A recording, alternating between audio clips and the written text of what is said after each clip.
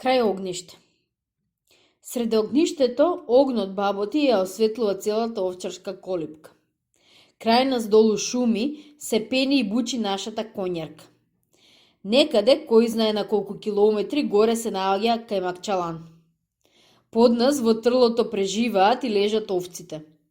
Од едната страна на огништето, на мека и сува слама, лежам јас и мојот другар, а од другата страна овчарот Дедо Димо.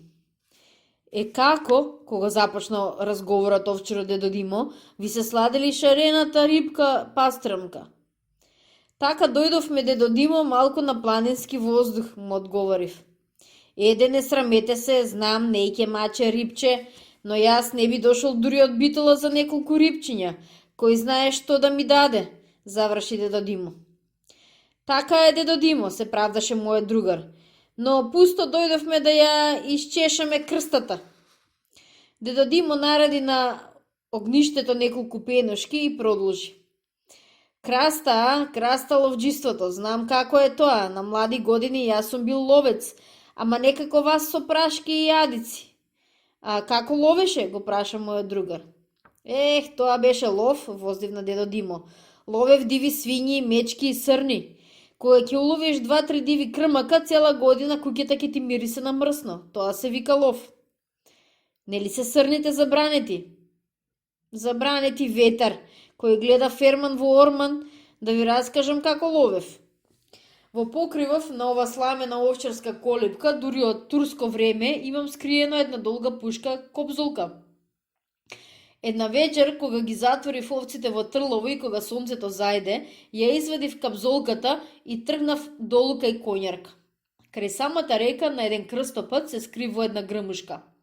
По едно време слушам цап, цап, тоа слегуваат црните од Кајмакчалан да пијат вода. Срцето почна како на заек да ми тупка од возбуда. Ми се чини дека и не дишам. Срните слегоа. Ја одбирам најдебелата и најубавата, нанишанувам и бам, таа се превртува. Одам таму, таа се препелка, умира и рони солзи како дете. Ми падна мака и жал.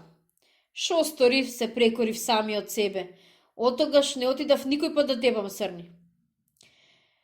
Друго си ловел ли нешто, го прашав. Су ловел диви свињи, но не со пушка. Знам, се пошегував, си ловел диви свињи со раце од кочина. Ама и тој лов не е за фрлање, но вистина ви велам, су ловел диви свињи овде крај конјарка. И тоа на чуден начин. Тој начин само јас го знам. Ловев свињи со бомби. Како со бомби? Праша мојот другар. Мора да е интересно, ајде раскажи ни, го замолив јас. Дедо Димо го запали лулето и почна.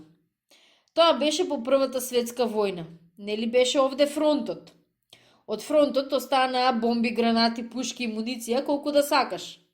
Неколку бугарски бомби, што тие ги викаа бухалки, скрив горе во покривот на колипката.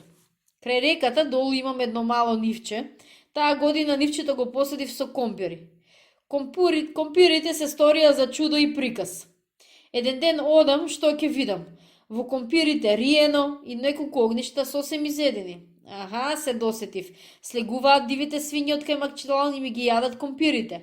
Ке ве суридам синковци едни. Налутено реков и му ги ставив овците на еден друг овчар да ги варди, а јас легов долу во селото.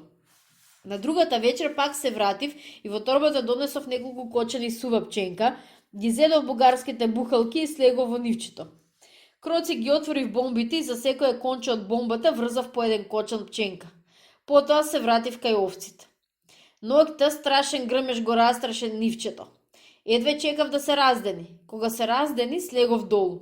Во нивчето лежеше убиен голем див крмак. Крмакот тргнал за кочен од пченка да го јаде, бомбата се запалила и го убила. Го одрав, го натоварив на еден коњ и го однесов в село. Од кожата направив опинци. Месото го насолив и го наместив во едно каче. Потоа цела зима јадев, па и на соседите им давав. И оттогаш дивите крмеци не слегоа во нивата да ми јадат од компирите. Огнот веќе договоруваше. Дедо Димо кладе уште неколку дрва на огнот и рече: Ке заборавев да ви кажам, треба малку да се причувате.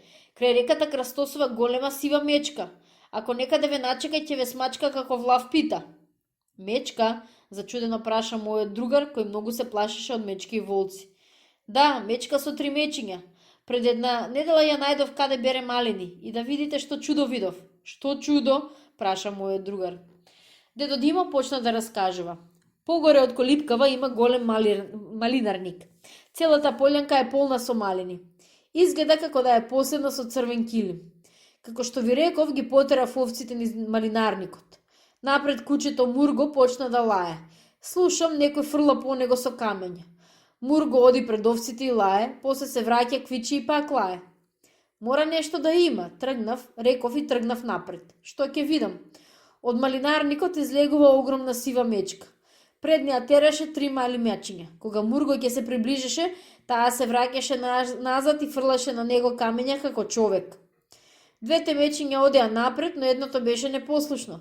Застануваше и се враќаше назад.